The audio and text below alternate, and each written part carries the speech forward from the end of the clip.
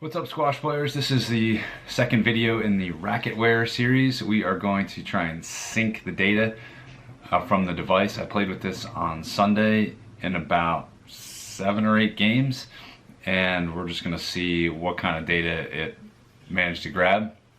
First, I'm going to try to sync it, and the first thing I got to do is wake this up so that it's flashing blue, I think. I'm just going to take a couple swings with it because I think that'll work. Alright, I saw it come on and flash, so hopefully this is going to be able to sync. It's flashing blue. I'm going to press the sync button and see if it can find it. Sync problem. Okay. Plan B is to plug it into my computer. I think you can sync it as long as the blue LED is flashing, which it did briefly there. I'm kind of just curious if this works. I can't seem to get it to work by just swinging the racket, so I'm gonna plug in the sensor via USB here. I guess we'll charge it while we're at it. It's the flat side down. Alright, it's lit up. And it's red now. Let's try again. Now it looks like it's working. I'm gonna let this sync. Alright, that took a few minutes, but once it was done, the matches screen here became available, so I'm gonna click on that. 3 shots per rally, okay. Top 50%. Oh. Average rally time 7 seconds. So I suppose this is a graph of my average. So since I only have 1 day's worth of data in here, everything's going to be right in the middle. Longest rally 14 shots, and that's my number of shots. About 50 seconds. Shot power, interesting. Racket prep, something I need to work on. 34%. That doesn't seem very high. I'm gonna need to work on that. I know I need to work on that. You know what? I'm gonna make that the focus, the #1 metric I'm gonna focus on. Watching video of myself, I see that I have poor racket prep, and I know I'd be a better squash player if I were more prepared to cut balls off on the volley. Alright, let's have a look at the fitness section. So some of these, I guess you need to use them over time to see how you're doing.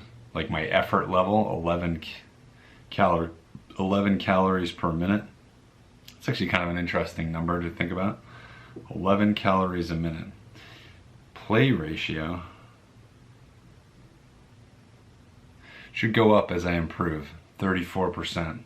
So in this scenario, I was playing, I first played a few games with one guy, and then we played some round robin games, and so there was times that I was just sitting, not necessarily playing, and I don't know if it's counting that as non-play time or not.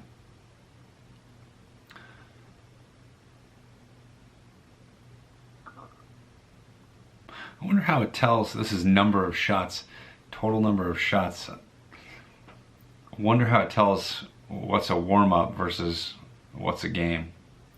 I think I'll try this as well, playing a match with it, just to see if it changes the kind of stats that I'm collecting here. Now I'm in the tactics section. Half backhand, half forehand. 47% drop. I'm surprised it's that high, but okay. Backhand drop 1. I don't know how it knows when I won a shot, when I won a point on the drop. I suppose if I hit it and the point keeps going, I didn't win it. But how does it know if I tinned it or not? Maybe it can tell if I serve the next point. Serve on the next point. It's actually pretty interesting. So it's telling me when I hit a drop, a backhand drop, I win 25% of the points and I lose 23%. So I want that I want to try and grow that differential, and then if I have a positive differential, then I know that I should be hitting more drops. And so the forehand drop is actually a greater difference. That would mean that that's a better weapon for me. This is a real surprise to me. Backhand drive, I won 43%. I'm not sure what this is telling me on the backhand drive. If I won 43% of the shot type, what does that mean? I won 43% of the points when I hit a backhand? I'm not sure what that means. So I looked this up on Racketware's website, and they have explanations for all the different stats.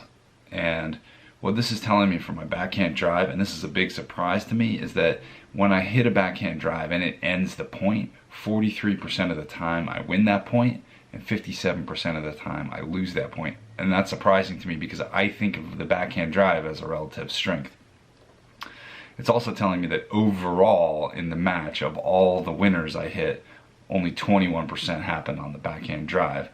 And by contrast, 29% of my winners happened on the forehand drive, which I think of as a relative weakness. So it's kind of opposite to what I actually thought, at least for this particular match.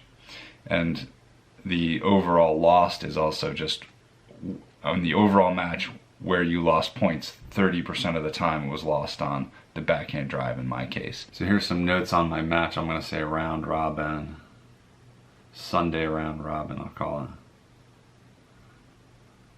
It's a little hard to see this drop down. Friendly, ladder, league, tournament. I guess I'm going to call it friendly. That's good enough.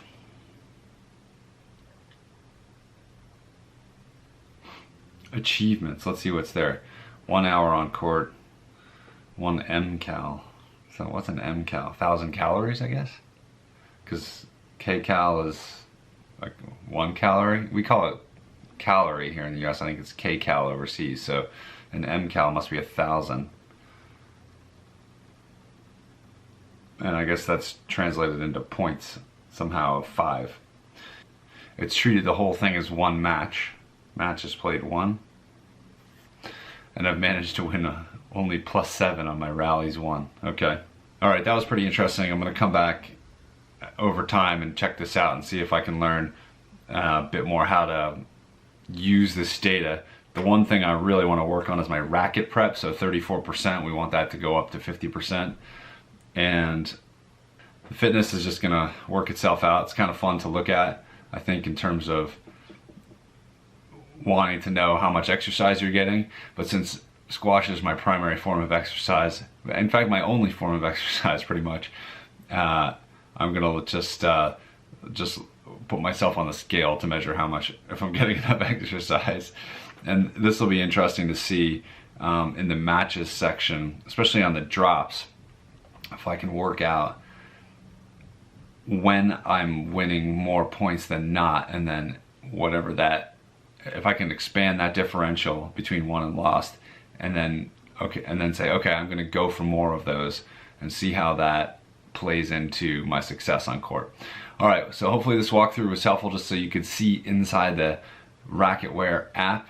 This app is available on racketware.co.uk. They've got a special on right now. It's £100 right now on their website, and it includes everything that that came in the box that I showed in the prior video. So check that out, and I will be testing this further, and we'll have some follow-up info as I learn more. All right, thanks. Hope that was helpful.